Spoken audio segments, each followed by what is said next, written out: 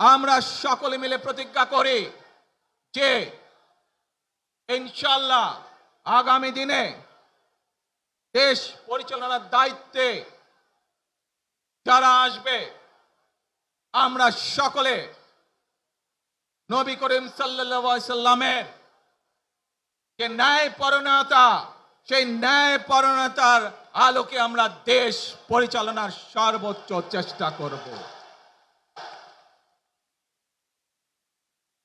প্রিয় ভাই বোনেরা, আজ আপনারা জানেন এখান থেকে আমি আমার মা দেশনেত্রী খালেদা জিয়ার কাছে যাব। একটি মানুষ, যে মানুষটি এই দেশের মাটি, এই দেশের মানুষকে নিজের জীবনের থেকেও বেশি ভালোবেসেছেন। তার সাথে কি হয়েছে আপনারা প্রত্যেকটি মানুষ সে সম্পর্কে অবগত আছেন।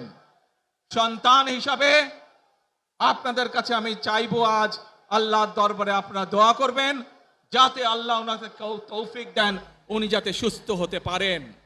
প্রিয় ভাই বোনেরা, সন্তান হিসাবে আমার মন আমার মায়ের বিছানার পাশে পড়ে আছে সেই হাসপাতালের ঘরে, কিন্তু সেই মানুষটি যাদের জন্য জীবনকে উৎসর্গ করেছে, অর্থাৎ আপনারা এই মানুষগুলোকে যাদের জন্য দেশনেত্রী খালেদা জিয়া জীবন উৎসর্গ করেছেন নিজের জীবন, সেই মানুষগুলোকে আমি কোনোভাবেই ফেলে যেতে পারি না। এবং